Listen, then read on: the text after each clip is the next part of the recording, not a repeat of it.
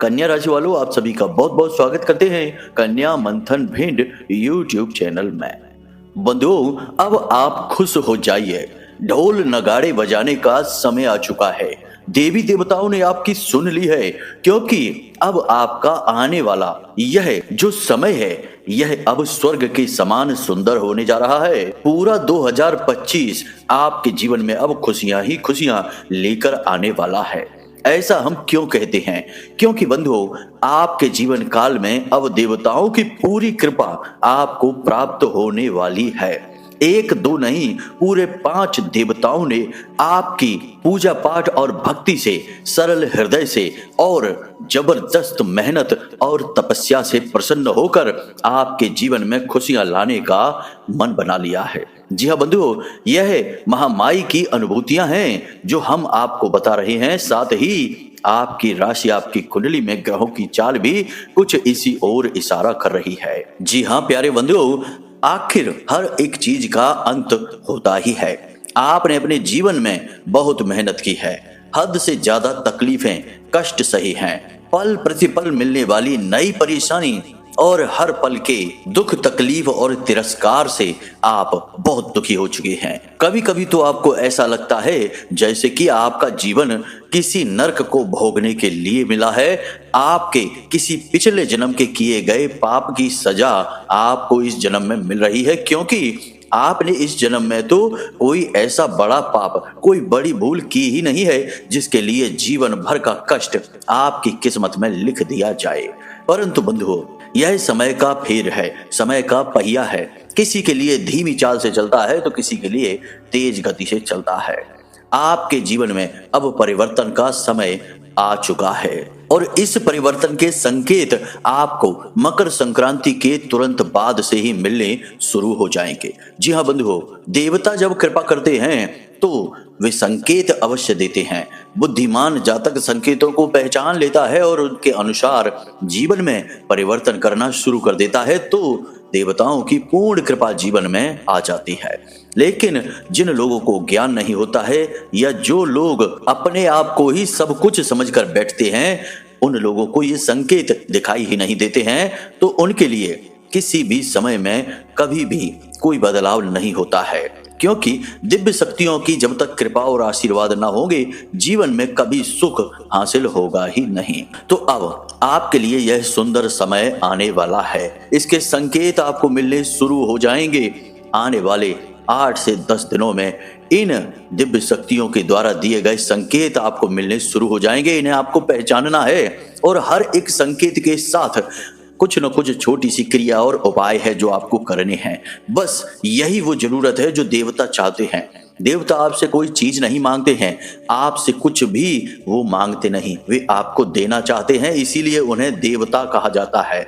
लेकिन यहाँ पर समस्या यह आ जाती है कि हम ना तो कुछ समझ पाते हैं और ना ही अपने जीवन में कोई बदलाव लाते हैं, ना ही कोई ऐसी क्रिया करते हैं जिससे देवताओं की कृपा निर्बाध रूप से हमारे जीवन में आ जाए।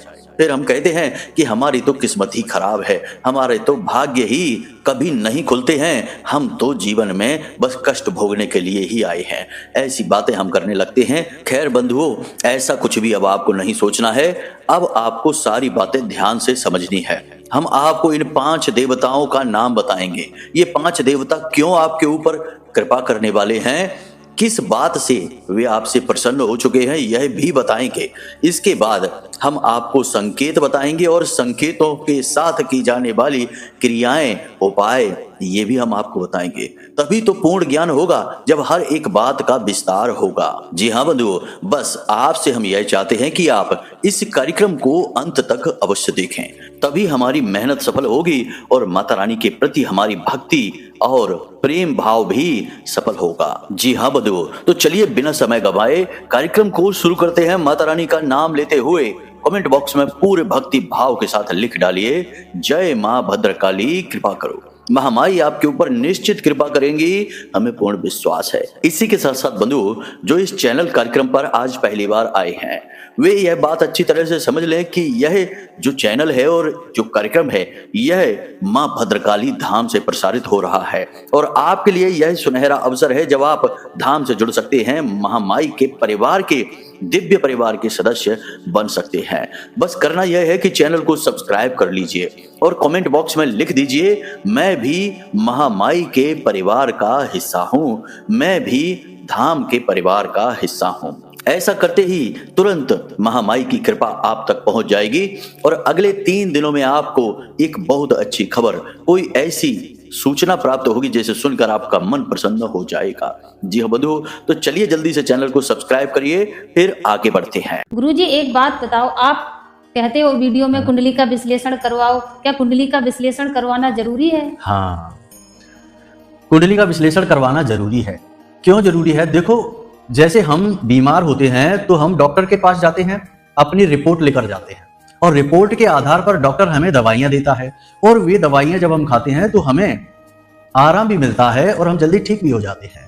बजाय इसके कि हम ऐसे ही अंदाजे से दवाइयां लेते रहें, खाते रहें, कभी ठीक होंगे, कभी नहीं होंगे, कभी रिएक्शन भी हो सकता है। आपकी कुंडली जो है वह आपकी रिपोर्ट है, आपका एक्सरे है कि आपके जीवन में कहाँ कष्ट है, कौन सी ग्रहों की दशाएं हैं जो आपको रोक रही हैं, परेशानी आपके जीवन में पैदा कर रही हैं।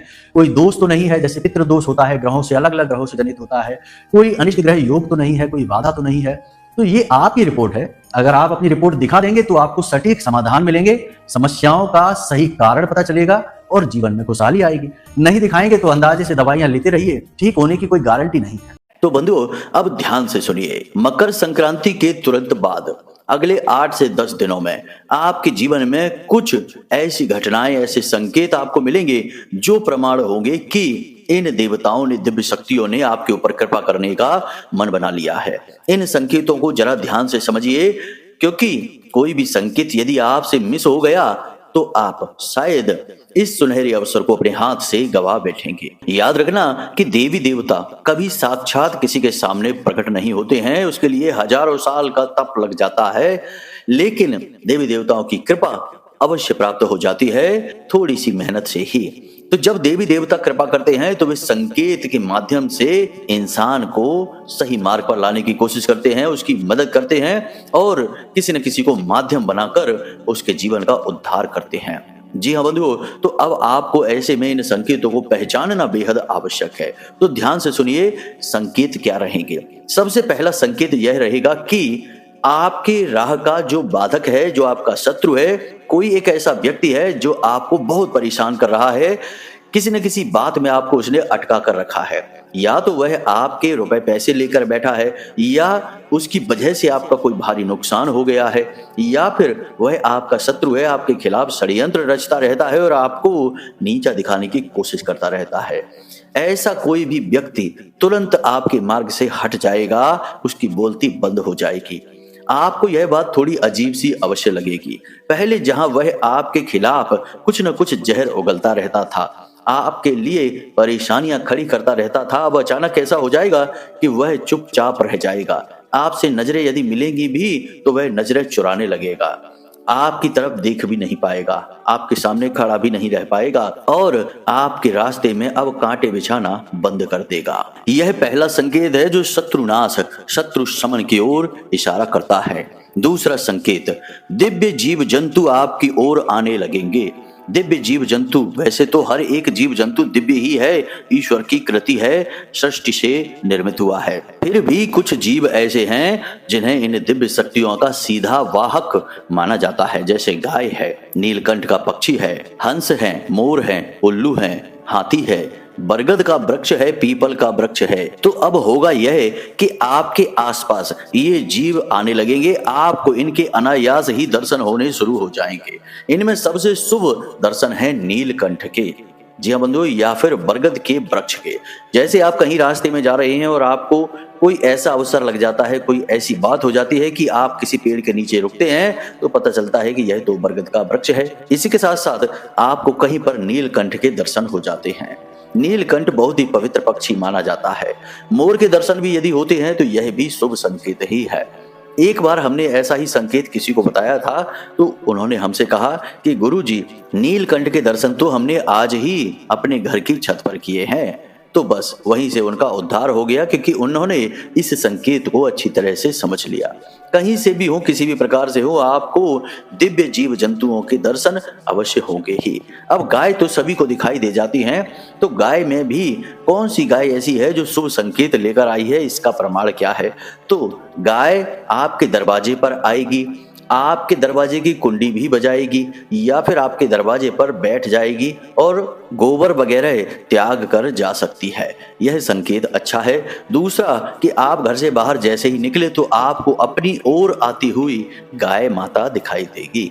यह भी संकेत बहुत अच्छा है। तो गाय के विषय में यदि ऐसे संकेत देखते हैं तो समझ जाइए कि यह दिव्य शक्तियों का संकेत है। उन्होंने आपके जीवन का उद्धार करना चुन लिया है। तो अब जब आपको इन दिव्य जंतुओं के दर्शन हो जाएं, संकेत मिल जाएं, तो आपको उसी दिन, जिस दिन ये संकेत मिले, उसी दिन भोले बाबा के मंदिर जाना है।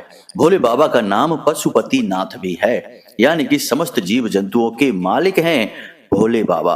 और उस मंदिर में जाकर आपको भोले बाबा को मीठा जल समर्पित करना है। जल में थोड़ा सा गुड़ मिला लेना, मिश्री भी मिला सकते हैं, थोड़े सफेद चावल और काले तिल मिला लें। इसके साथ आप जल समर्पित करें भोले बाबा को। इसी के साथ साथ मंदिर के दान पात्र में थोड़ी सी दक्षिणा, अंशदान अवश्य दें। इतना कार्य आप अवश्य करें। यह शुभ संकेत भोले बाबा की ही देन है, उन्हीं की कृपा है। इसी की वजह से उनका आभार व्यक्त करना बेहद अनिवार्य है। इसी के साथ साथ बंधुओं, एक तीसरा संकेत भी है। अचानक से आपको धन लाभ हो जाएगा, या फिर कोई ऐसी चीज आपको कहीं पड़ी मिल सकती है, जैसे कि कोई सिक्का कहीं जमीन पर आपको पड़ा मिल सकता है, थोड़े बहुत रुपए पैसे भी पड़े मिल सकते हैं, या फिर कोई किसी का जेवर है, जिसे ज्वेलरी कहते हैं, कोई अंगूठी है या कोई और ज्वेलरी का भाग है, आपको जमीन पर पड़ा मिल सकता है। यानी कि पैसे की आवक, धन लक्ष्मी स्वयं आपके जीवन में आने का मार्ग बना रही हैं। तो आपको यह संकेत यदि मिल जाता है, यानी कहीं रुपए पैसे पड़े मिलते हैं, कोई ज्वेलरी पड़ी मिलती है, या फिर आपको अचानक से कहीं से, जहां से उम्मीद ना हो, वहां से पैसे मिल जाते हैं, समझ जाइए कि यह संकेत मिल चुका है। तो ऐसे में आपको क्या करना है कि आपके घर में जो सबसे छोटी कन्या होगी, आपकी पुत्री भी हो सकती है, किसी और रिश्ते से आपकी भतीजी वगैरह या कोई और भी रिश्ता हो सकता है, कोई भी सबसे छोटी कन्या आपके घर में सदस्य है, तो उसके लिए आप कुछ मीठा लेकर जाएं। जी हाँ बंधु, वैसे भी हमारे हिंदू धर्म सनातनी परंपरा की यह रिवाज है कि जब हम किसी के भी घर जाते हैं तो कुछ मीठा लेकर जाते हैं, खाली हाथ नहीं जाते। और यहाँ तक कि जब हम अपने स्वयं के घर भी बहुत देर के बाद जाते हैं, जैसे सुबह निकले हम अपने काम धंधे व्यापार पर, फिर लौट कर अपने घर वापस जा रहे हैं, तो छोटे छोटे बच्चों के लिए कुछ ना कुछ थोड़ा बहुत चॉकलेट वगैरह, बिस्किट वगैरह या फिर कुछ और फल वगैरह अवश्य ले जाते हैं, क्योंकि बच्चे आस लगाते हैं और बच्चे भगवान का स्वरूप होते हैं। तो यदि आप बच्चों के चेहरे पर मुस्कुराहट, खिलखिलाहट लेकर आते हैं तो उनके स्वरूप में भगवान ही हंसते हैं। इसलिए खाली हाथ कहीं न जाएं, इसका विधान है। अपने घर में भी खाली हाथ न जाएं, यह भी विधान है। तो आप यदि रोज का नहीं तो कम से कम जब आपको यह संकेत मिले तो अपने घर सबसे छोटे सदस्य के लिए, बेटा है बेटी है चलो कोई बात नहीं, बेटी है तो अति उत्तम, पुत्री है या भतीजी है या भांजी है, कोई भी रिश्ता हो, उसके लिए कुछ मीठा अवश्य लेकर जाएं। लेकिन अब ऐसा नहीं है कि यदि कोई छोटा बालक है तो उसे तो छोड़ ही दें, केवल बालिका को दे दें जाकर, यह भी गलत होगा। तो सबके लिए लेकर जाएं। अब यदि आपके घर में कोई छोटा बच्चा है ही नहीं तो अड़ोस पड़ोस के बच्चों के लिए कुछ ले जाएं, थोड़ा बहुत कुछ चॉकलेट वगैरह ले जाएं, कुछ मीठा लेकर जाएं और उन्हें यूं ही बस खाने के लिए दे दें, हंसते हुए मुस्कुराते हुए। याद रखना बंधुओं कि माता लक्ष्मी को मीठा बहुत पसंद है, इसीलिए कहा जाता है कि आपके घर में यदि कुछ मीठा है तो उसे अपने घर की रसोई घर में रखिए, क्योंकि वहां माता लक्ष्मी अंदर तक आती हैं उस मीठे को खाने के लिए। जबकि माँ लक्ष्मी की बड़ी बहन, जिन्हें अलक्ष्मी या दरिद्रता देवी कहा जाता है, उन्हें तीखा और खट्टा बहुत पसंद है। तो बहुत सारे लोग अपने घर के दरवाजों पर नींबू और मिर्ची लगाकर रख देते हैं, ताकि दरिद्रता यदि आए तो वहीं से अपना भोजन लेकर वापस चली जाए, घर के अंदर प्रवेश ना करे। तो यहाँ से आप समझिए कि यह उपाय इसी तरह कार्य करता है। अब अगला संकेत ध्यान से समझिए, यह आपसे जुड़ा हुआ है, आपके स्वयं से जुड़ा हुआ है। आपके मन में जो हताशा और निराशा रहती थी जो शारीरिक थकान रहती थी या छोटे मोटे रोग रुकावटें आपके शरीर में उत्पन्न होती रहती थी, उन सब से आपको अचानक मुक्ति प्राप्त हो जाएगी। जी हाँ बंधुओं, अचानक से आपको अपने सिर में बहुत हल्कापन महसूस होगा। जहां भारीपन महसूस होता रहता था, शरीर में एक नई ऊर्जा का संचार होगा। आपकी सोच बहुत ऊंची हो जाएगी। जो आप कार्य करना चाहते थे उसके लिए आपके अंदर एक नई ऊर्जा का संचार हो जाएगा। कहने का मतलब यह है कि आपका समय बदलने वाला है, यह बात निश्चित है। लेकिन आपका समय जब बदलेगा, यानी कि अनुकूलता आपके जीवन में आएगी, तब भी प्रयास तो आपको ही करना होगा, मेहनत आपको ही करनी होगी। तो यदि दिव्य शक्तियां ऐसा न करें, केवल आपको संकेत देती रहें और आपको बीमार, आलसी और काम को टालने वाला बनाकर रखें, तो आपका अच्छा समय आकर भी चला जाएगा, लेकिन आपके जीवन में इसका प्रभाव नहीं दिखेगा।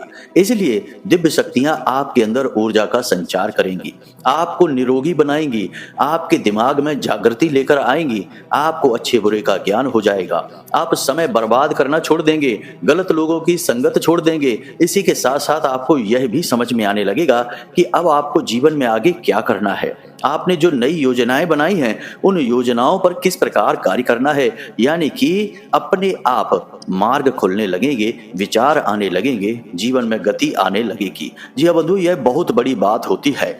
इसे महसूस करना बहुत अनिवार्य है। जब तक आप इस चीज को महसूस नहीं करेंगे, इस विषय पर विचार नहीं करेंगे, आपकी सोच इस तरफ जाएगी ही नहीं। जी हाँ बंधुओं, कई बार हमने लोगों को जब उनके विचारों से परिचय कराया तो वे हमसे कहते हैं कि गुरुजी, हमने कभी इस प्रकार तो सोचा ही नहीं, हम तो एक ही तरह से सोचते चले आ रहे थे कि अब तो ऐसा ही होगा, जीवन में ऐसा ही होता रहेगा, परेशान ही रहेंगे। लेकिन ऐसा नहीं है। कभी कभी जीवन में धीमे से, चुपके से अच्छे संकेत भी आ जाते हैं, लेकिन हम इतने अपनी परेशानियों के आदती हो चुके हैं कि हम उन परेशानियों, तकलीफों और रोजमर्रा की अड़चनों के चक्कर में अच्छे संकेतों को, शुभ संकेतों को देख ही नहीं पाते हैं। यह बिल्कुल वैसा ही है कि कोई इंसान रेगिस्तान में भटक रहा है, भूखा और प्यासा, तो उसे रेत ही रेत हर तरफ दिखाई दे रही है और उस रेत का वह इतना आदी हो चुका है कि कई बार छोटे छोटे तालाब पानी के उसकी आंखों के सामने से गुजर भी जाते हैं तो वह भी उसे भ्रम समझकर जाने देता है और भटकता रहता है। जबकि अगर वह बुद्धिमानी से काम ले, जागृति उसके मन में आ जाए, तो परेशानी उसकी दूर हो जाए, उसकी प्यास मिट जाए, पानी का तालाब तो उसके सामने से आता ही रहता है। इसी प्रकार जीवन है। जीवन में जब हम एक ही चीज के आदी हो जाते हैं तो बदलाव हमें दिखाई ही नहीं देता है।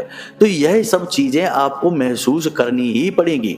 रोज सुबह जागते ही ऊर्जा का एहसास आपके अंदर आएगा, आपका स्वास्थ्य बेहतर होगा, आपकी सोच उन्नत होगी और आप बुरे लोगों से दूरी बनाएंगे, गलत कार्यों से दूर रहेंगे और अपना समय बर्बाद करने से आप बचेंगे।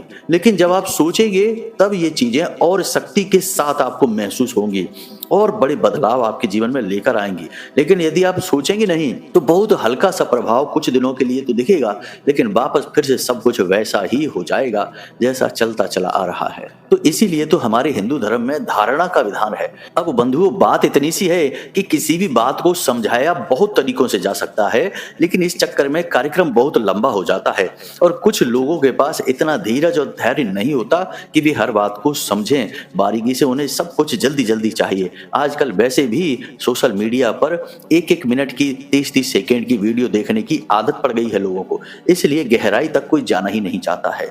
तो इसलिए हम आपसे कहते हैं कि आप बस महसूस करेंगे तो आपको बहुत कुछ परिवर्तित होता आपके जीवन में दिखाई देने लगेगा। और जब आपको ऐसा महसूस होने लगे कि हाँ, गुरुजी ने जो कहा वे बातें सचमुच में जीवन में घटित होनी शुरू हो चुकी हैं, तो आपको जिस दिन ऐसा महसूस हो उसी दिन आप बाजार जाइए और अपने घर के लिए हनुमान जी की उड़ती हुई तस्वीर लेकर आइए। जी हाँ बंधु, हनुमान जी ने हाथ में पर्वत ले रखा है और हवा में उड़ रहे हैं। इस तस्वीर को लेकर आइए और इसे आप अपने घर में 2-3 जगहों पर लगा सकते हैं। पवित्रता का ख्याल रखना है, इस बात को याद रखना। पहले तो आप अपने घर के मुख्य दरवाजे के ठीक सामने वाली दीवार पर लगा सकते हैं, लेकिन बात यही है कि वहां पवित्रता होनी चाहिए। उस दीवार के नीचे जूते चप्पल नहीं पड़े होने चाहिए, गंदगी नहीं होनी चाहिए और उस दीवार के आसपास टॉयलेट वगैरह भूल कर भी ना हो। तो यहाँ आप ना लगाएं। अगर ऐसा कुछ है तो स्वच्छता पवित्रता है तब तो ठीक है, यदि नहीं तो आप अपने घर में, पूजा घर में जैसे ही आप प्रवेश करते हैं तो ठीक सामने वाली दीवार पर लगाएं। यानी कि कोई भी ऐसी जगह पर आप लगाएं जहां उस तस्वीर की आप दिन में 2-4 बार दर्शन अवश्य करें। इसी प्रकार यदि आपकी कोई दुकान है, बिजनेस है, ऑफिस है, तो आप अपनी दुकान, बिजनेस, ऑफिस में जैसे ही प्रवेश करते हैं यानी मुख्य दरवाजे के ठीक सामने वाली दीवार पर काफी ऊंचाई पर इस तस्वीर को लगाएं। बहुत ऊंचाई पर यानी लगभग छत से जुड़ी हुई उस कोने पर ही लगा दें। तो जब आप वहां प्रवेश करें तो आपको यह तस्वीर के दर्शन हो जाए। चमत्कार ही हो जाएगा बंधु जब आप इस तस्वीर को लगा देंगे। जो एहसास, ऊर्जा के आप महसूस करेंगे अपने मन मस्तिष्क में, अपने शरीर में, वे कई गुना बढ़ जाएंगे। इसी के साथ साथ बंधुओं, अंतिम संकेत यह रहेगा कि आपका मन अचानक से धार्मिक होने लगेगा, सात्विक होने लगेगा। आप उल्टी सीधी चीजें खाना बंद कर देंगे। बाहर का उल्टा सीधा खाना जो होता है ना, जिसमें मिलावटें बहुत होती हैं, लहसुन प्याज बहुत होता है, मसाले बहुत होते हैं, या फिर तमाम तरीके के मांसाहारी भोजन होते हैं, उन सब को आप त्याग देंगे। आपके मन में धार्मिकता के भाव आने लगेंगे। आप अपने मोबाइल में धर्म से जुड़े वीडियो देखने लगेंगे, संतों की वाणी सुनने लगेंगे और भजन आदि सुनने में आपकी रुचि बढ़ जाएगी। आपके मन में भगवान के लिए भाव उत्पन्न होगा और आप खुद भी भजन गुनगुनाने लगेंगे। कभी कभी तो आप श्लोकों को भी गुनगुना लिया करेंगे और प्रतिदिन आपका मन मंदिर जाने को होने लगेगा। भगवान की पूजा पाठ, भक्ति में आपकी रुचि बढ़ने लगेगी। धर्म का जो भाव है वह गहरा होने लगेगा। यह बहुत बढ़िया संकेत है, बहुत ही सकारात्मक संकेत है और बड़े भाग्यशाली लोग होंगे जो उन्हें जो यह संकेत मिलेगा। जी हाँ बंधु, मतलब कि भगवान खुद आपको बुला रहे हैं।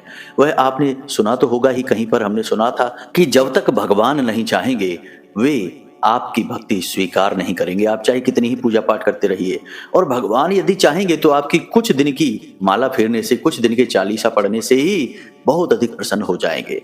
यह वही समय है कि अब भगवान चाह रहे हैं आपको अपने पास बुलाना, यानी आपको अपने आप से जोड़ना चाहते हैं, अपना प्रेम देना चाहते हैं, इसीलिए भाव उत्पन्न कर रहे हैं। यदि ऐसा आपके मन में आने लगे तो आपको क्या करना है, ध्यान से समझिए। ऐसी स्थिति में सबसे पहले आपको अपने मोबाइल में अपने आराध्य का, जिनका आप नाम लेना पसंद करते हैं, भजन गाते हैं, जिनकी लीलाएं, कथाएं आपको अच्छी लगती हैं, उनका वॉलपेपर अपने मोबाइल में लगा लें। सबसे पहला काम यही करें। उसके बाद आपके आराध्य का जो दिन हो, जैसे भोले बाबा हैं यदि आपके आराध्य तो सोमवार के दिन, या फिर हनुमान जी हैं तो मंगलवार के दिन, आप एक काम करें, हवन कर लें अपने घर में। हवन करना बेहद आवश्यक होता है। हवन से हमारी आसपास की ऊर्जा जो नकारात्मक है वह भाग जाती है, सकारात्मक ऊर्जा बढ़ती है और देवताओं से हमारा संबंध बहुत मजबूत होता है। हवन एक बहुत ही वैज्ञानिक और आध्यात्मिक पद्धति है। तो आप क्या करें कि उनके दिन पर, यानी भोले बाबा है तो सोमवार के दिन रात्रि के समय हवन का आयोजन कर लें और खुद ही कर लें हवन। किसी की आवश्यकता नहीं है आपको, बस शुद्धता का ख्याल रखें और हवन के बारे में अपने पंडित जी से पूछ लें थोड़ा बहुत, यदि आपको नहीं आता है तो। वैसे तो हम बता ही देते हैं, फूल लाइए, प्रसाद लाइए भगवान के लिए, और जो हवन की सामग्री होती है उस सामग्री को लेकर आइए और कपूर लाइए और थोड़ा सा हवन, केवल एक माला का हवन कर लीजिए। यानी कि भोले बाबा का जो मंत्र है, पंचाक्षरी मंत्र, जिसे महाशक्तिशाली महामंत्र भी कहा जाता है, उस मंत्र का उच्चारण करते हुए 108 आहुतियां कर लीजिए। इतना सा हवन कर लीजिए। यदि आपसे कोई छोटी मोटी भूल चूक भी हो जाती है तो वह स्वीकार्य है, आपके लिए क्षमा है, क्योंकि आप इतने अनुभवी नहीं हैं। यदि आपको अनुभव है तब तो सर्वोत्तम है, यदि नहीं है तो आपको जैसा समझ में आ रहा है वैसा आप कर लीजिए। बस हवन में मंत्र उच्चारण करते हुए 108 आहुतियां समर्पित कर दीजिए। इतना यदि आप कर पाते हैं तो बहुत ही शुभ संकेत है। देवता सीधे आपसे जुड़ जाएंगे और कोई भी आपका बाल विवाह का नहीं कर पाएगा और आने वाला समय आपका बहुत ही शुभ रहने वाला है। 5 देवताओं के विषय में हमने आपको बताया था, ध्यान से सुनिए। 5 देवता सूर्य देव हैं, शनि देव हैं, भगवान श्री हरि विष्णु हैं, माता लक्ष्मी हैं और हनुमान जी हैं। अब ऐसा क्यों है? क्योंकि यह मकर संक्रांति के बाद का जो समय है यह सूर्य देव और शनि देव को समर्पित है। यह पूरा वर्ष मंगल देव को समर्पित है और इनके आराध्य हनुमान जी हैं। और भगवान श्री हरि विष्णु और माता लक्ष्मी वे इस संसार के संचालक हैं। हर एक परिस्थिति में वे आपके साथ ही हैं, हर एक जीव का संचालन कर रहे हैं। लेकिन जब कोई शुभ घड़ी जीवन में आती है, जब दैवी शक्तियां घनीभूत होती हैं तो वहां भगवान श्री हरि विष्णु और माता लक्ष्मी अवश्य मौजूद रहते ही हैं। तो इस प्रकार 5 शक्तियों का आपको साथ मिलने वाला है। अब आप हमें समय समय पर कमेंट करके या मैसेज करके यह अवश्य बताना कि आपको इनमें से कौन से संकेत मिले हैं। यदि मार्गदर्शन चाहिए तो आप फोन भी कर सकते हैं, हम आपको फोन के द्वारा सही मार्गदर्शन भी दे देंगे। और यदि कुंडली का आकलन कराना है तो इसके लिए भी हमने वीडियो में जो नंबर दिया है बस उसी नंबर का प्रयोग करना है। छोटी सी दक्षिणा के साथ आपका कुंडली का श्रेष्ठतम आकलन हम करके आपको दे देंगे। तो चलिए बंधु, आज के इस कार्यक्रम को यहीं पर समाप्त करते हैं। उम्मीद करते हैं कि जो बातें हमने आपको बताई हैं वे आपको समझ में आ गई हैं। आप उन बातों का प्रयोग करके अपने जीवन में बदलाव अवश्य लेकर आ पाएंगे। इसी के साथ साथ बंधु, हमारा आपसे बस यही कहना है कि हमेशा हंसते रहिए, मुस्कुराते रहिए, सकारात्मक रहिए और महामाई पर अपनी आस्था और विश्वास बनाकर रखिए, क्योंकि आपका उद्धार तो वहीं से होना है। तो प्रेम से बोलिए जय माई की, जय मां भद्रकाली। महामाई आपका कल्याण करेंगी। धन्यवाद।